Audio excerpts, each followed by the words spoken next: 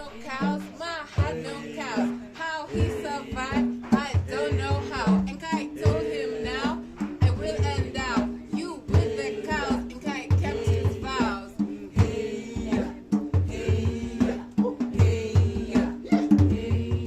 Ma had no cows, Ma had no cows. How he survived, I don't know how. Enkai told him now, I will endow you with the cows. Enkai kept his vow. Hey, Enkai kept his vow.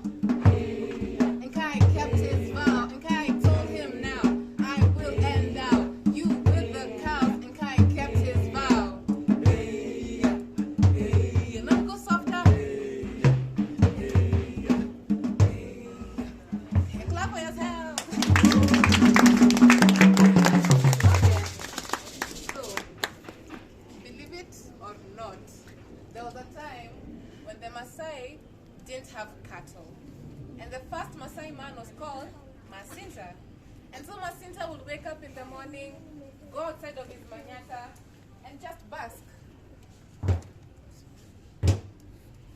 He'll look at the sun, look at his watch. So much time, very little to do. And how will he spend his days? Outside his manyata, talking to Enkai. They were great friends. Enkai! Hello, Maasinta. How are you doing today? I'm doing well. And they'll go on and on like this for hours and hours until the day ended and Maasinta went back to his manyata and fell asleep. So there was this one day, Maasinta was having his usual chat with Enkai.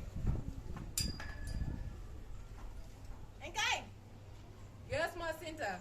Blah, blah, blah, blah, blah. They went on, and as they were about to wind down, because Maasinta had to eat his lunch, Enkai told him, Maasinta, by the way, yes, Enkai? I need you to build an enclosure. Enclosure? Yes. Okay, let me see what I can do. When you're done, tell me. And so Maasinta went off, had his lunch, and scoured all over Maasai land to find where he would build this enclosure. He went up on the hills. He searched the vast savannah until he found the area where he would build this large enclosure. When he found his land, he put his little rumble down and started measuring the land.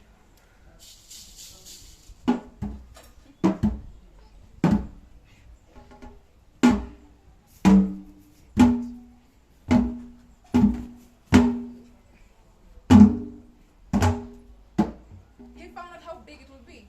Then he got thickets and little shrubbery and started building his enclosure.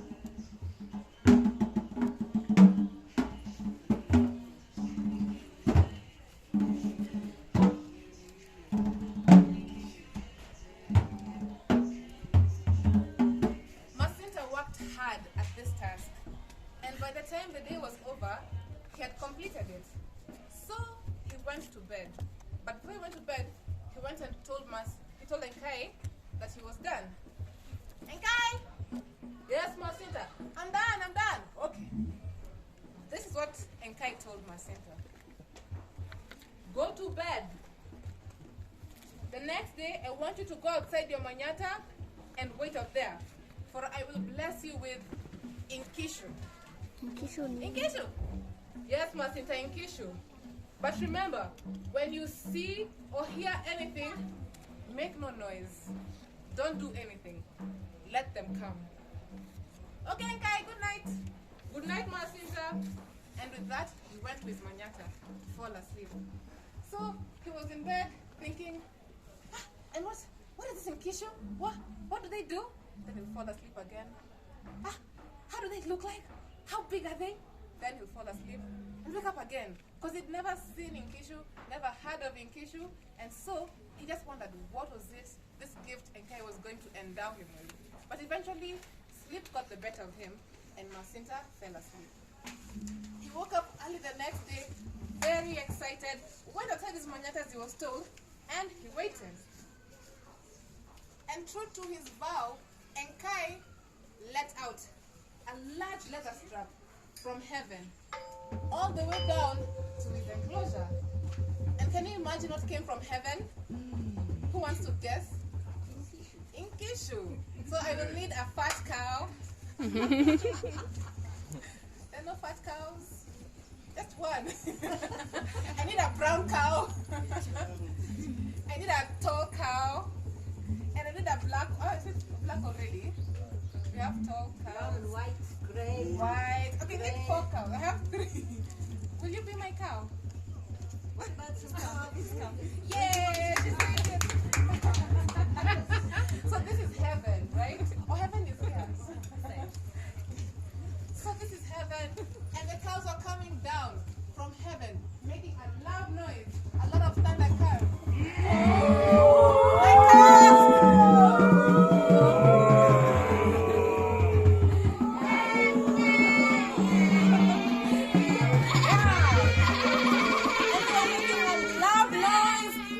Shaking the ground, the manyata was shaking, and all Maasinta could do was rap inside his head and do a dance because Enkai told him, do not make a sound. So let's do it again. Hey, hey, hey, let's slow it down. Hey, hey, hey, hey. Fat cows, black cows, God gave my tall cows.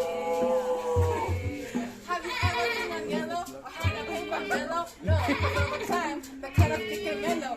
How give us meat? How give us milk? Hides and bones, don't forget the horns. Fat cows, brown cows, God gave my all. Fat cows, brown cows, Mom will keep them all. Hey, hey, Mom will keep them all. Hey, hey, hey, hey. Can we clap for the beautiful cows?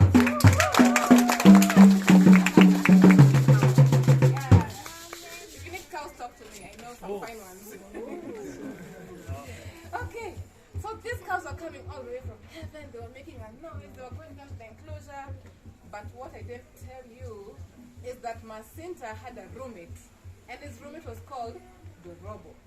And this whole time, Maasinta hadn't told him about Enkai's promise and that about what was going on outside. So with all this noise outside, the Robo woke up and he was startled, as you and I would have been. So he was asleep. He had all the cows. What is this? He rubbed his eyes and he went outside the manyata to see what was going on. When he went outside, he saw the large leather strap from heaven, all the cows to the enclosure. He was shocked. With his hands over his head, the Robo said, ay, ay, and Enkai thought it was Maasinta who made the noise. And what did Enkai do? He pulled the leather strap back up into heaven and he shut heaven's doors. And he was very cross with Maasinta. And he asked Maasinta, Maasinta, is it that these cows are enough for you? Is it that you have had enough? Oh, Enkai, I'm sorry, Maasinta, listen. These are all the cattle on earth. Love them as I have loved you. And with that, Enkai turned his back to Maasinta, went up to heaven to do his normal business. And that left a very, very upset Maasinta who was cross with the Robo. And so Maasinta turned to the Robo and told him, listen here, you will never eat the meat of my cows, you will never drink the milk of my cows. And that is why, up to pre-colonial times, the Robo were hunters and gatherers, and the Maasai kept their animals.